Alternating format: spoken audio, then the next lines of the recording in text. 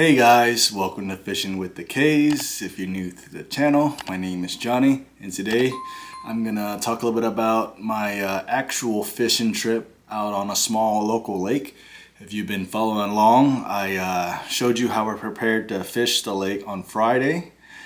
And then on Saturday, I went out and did a little bit of practicing to prepare for a little friendly competition with some buddies on Sunday. And so if you haven't seen those videos, I'll probably link them in the description, but if you can go back and look at some of my recent uploads, you'll see how I prepared to fish on this particular day, which is on a Sunday. And so you know, the weather condition was a little different than it was on Saturday.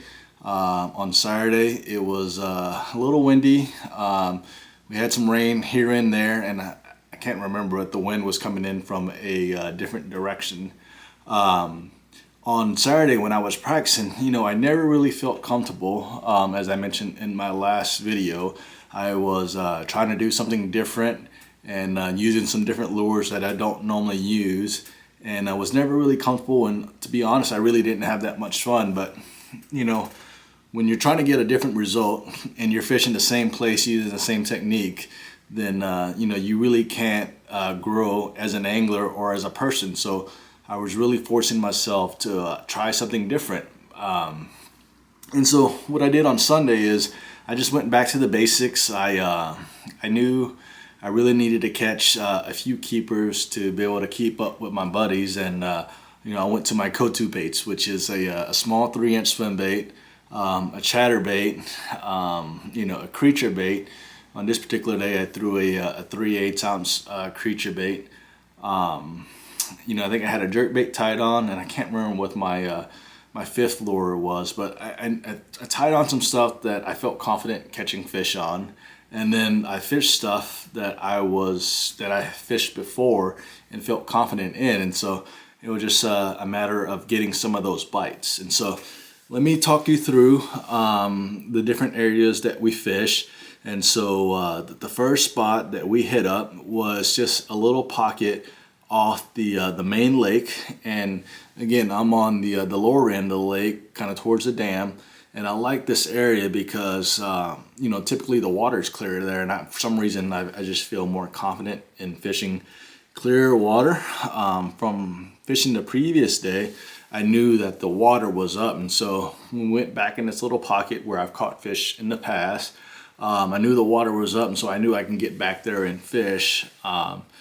You know, messed around in there for a little bit while we waited for my buddies to join us and talk a little bit about the game plan. And so I think they launched from about mid-lake and spent about 15-20 minutes driving to us to talk a little bit about today's game plan and, you know, what we wanted to do. And so we kept the match friendly and just decided on a time to meet up, or to you know, check on our weights.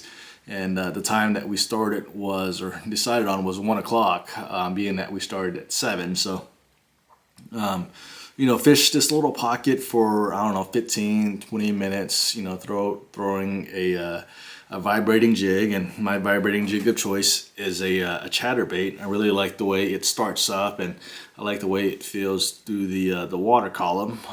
Threw that around a little bit along with a creature bait, dragging that as we were around some rocky areas.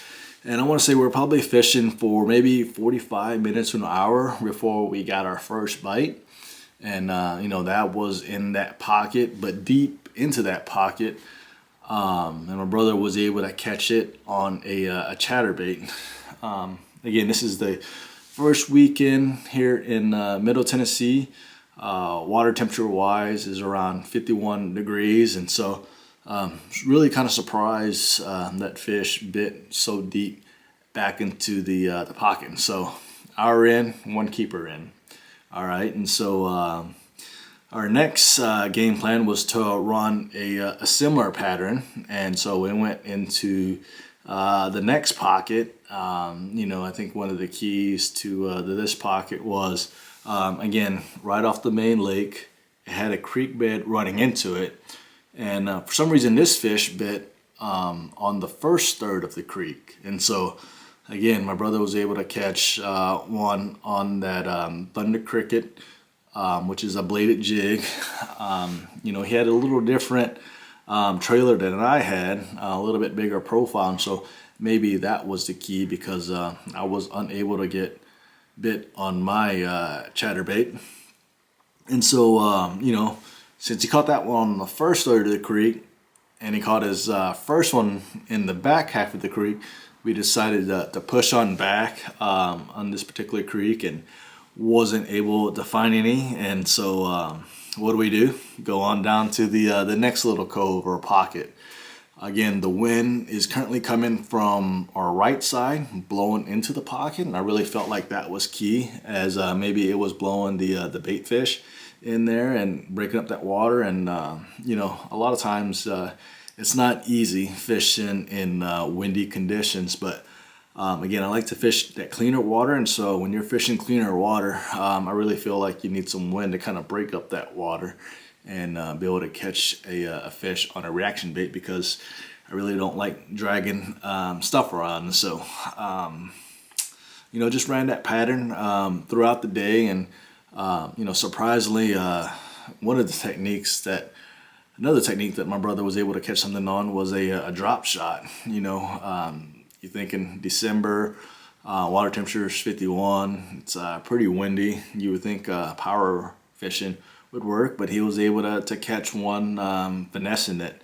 We're on a main lake point, had some gravel in there along with some grass, caught some fish there in the past, and you know, felt confident in catching something there. And I did run that area again just because it's been producing for me lately, and I think he was able to catch another fish off that main lake point, but it was a little short. And so 3 fish in, I think we're now 3 or 4 hours into the fishing, and feeling pretty good about ourselves, as again, we tend to catch a bunch of little dinks, and these guys are you know, they're small also, but hey, they were at least 15 inches, right? And so I think the minimum length was 14, and so it was kind of nice to be well past that 14-inch mark. And so, you know, we're about halfway into our little competition, and decided to push into a major creek and hit up one of the spots that I fished the previous day, and didn't see as much activity on the live scope on this particular channel swing off the major creek, and but kind of stayed in the area because I knew that bait didn't go far. And so, you know, I messed around in that particular area, targeting the 5 foot to 8 foot range, and you know, saw some bait fish, threw at them with a little swim bait and a little rattle trap, and just couldn't get anything to commit. You know, I saw a lot of fish follow my bait, and it's super interesting to see, you know, throw out a lure, work it, and see these fish run up to it and just follow along. They're super curious, but just couldn't get those guys to bite. And so, you know, continue to push our way back into this major creek again, looking for wind-blown points, coves that had a creek channel running into it. And so, you know, my brother was able to catch a pretty nice bass on a drop shot, and he tried to make his way up to the front deck to show you all what this catch was. And here's what happens.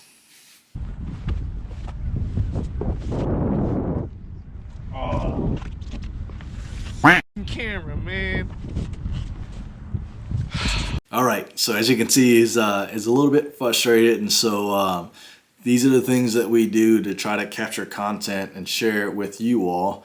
And so, you know, that's another thing about my fishing, is that, you know, not only I'm trying to catch fish, but in my head, I'm also thinking about the camera angle and, you know, trying to make good content for you all. And so, you know, if you're enjoying this and you're still with us, go ahead and hit that like button if you're enjoying the content, and you know, subscribe to the channel if you haven't already, because you know, it's a lot of work putting this stuff together, and you know, I enjoy doing it, and I see that some of you are watching, and so I'll just continue to do that as long as you're engaging with the channel and liking it and asking questions and all the fun stuff. But all right, enough of that yapping. So 3 fish in, we fished for about 4 hours or so, and my brother just lost that nice the keeper bass there.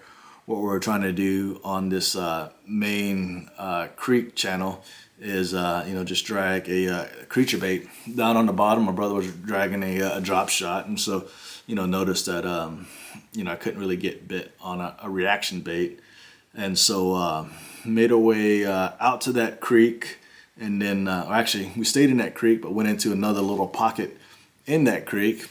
And one of the things that I noticed as I was working my way out of this pocket was like a little brush pile, towards the deeper part of that creek. And so, saw that brush pile in live scope. Again, I have the newest Garmin transducer, which is the LVS 34.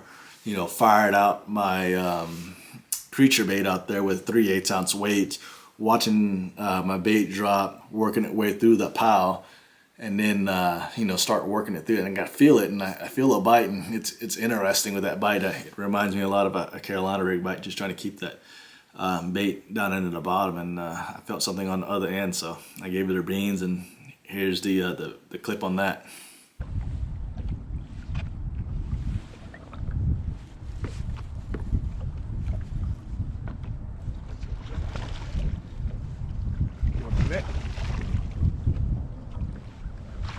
Let's go! Come on!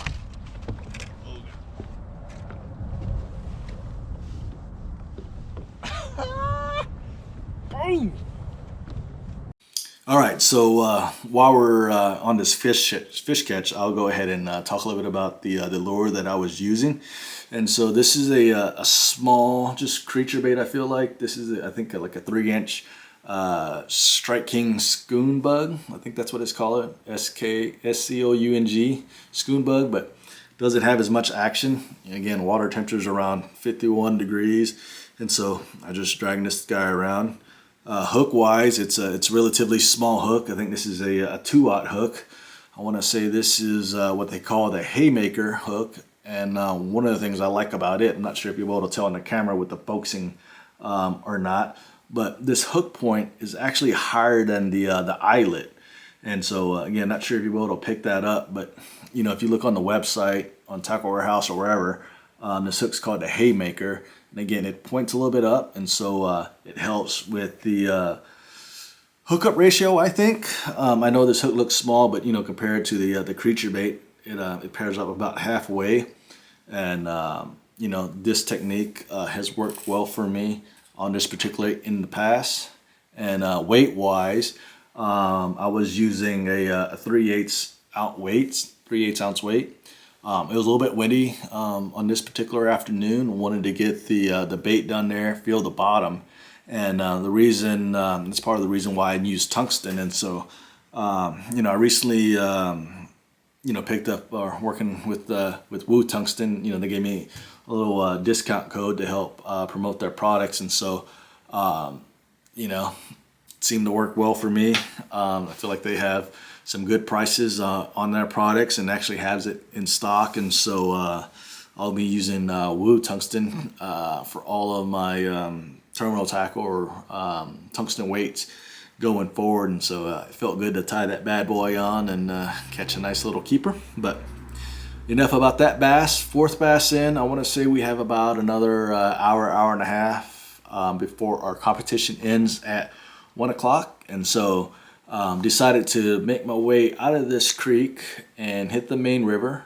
And the next little pocket I decided to hit up was on the same side of the main lake, which is on the left side.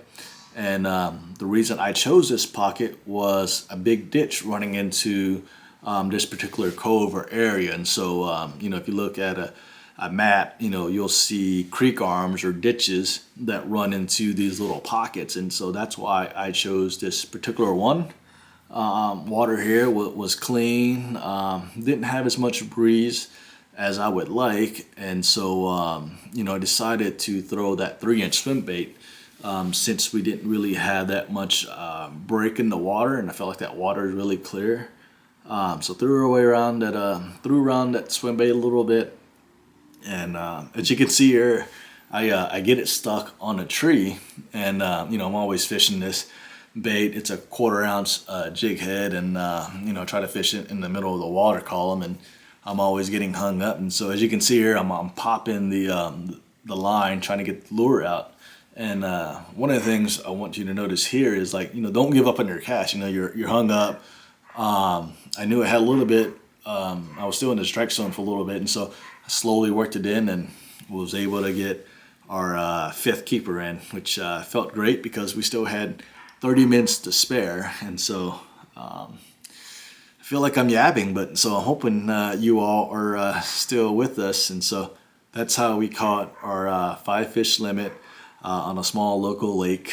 I know watching the videos, they don't look that big, but I want to say the total weight for those 5 fish was around 9 pounds and 9 ounces. And so we don't normally catch 5 keepers, and so I'm super proud of that. I know y'all probably catching bigger ones, and some of y'all are catching one fish that weighs 9 pounds, and kudos to you all, but we're doing what we can here. So key takeaways, right? And so fish creek beds that run into a pocket.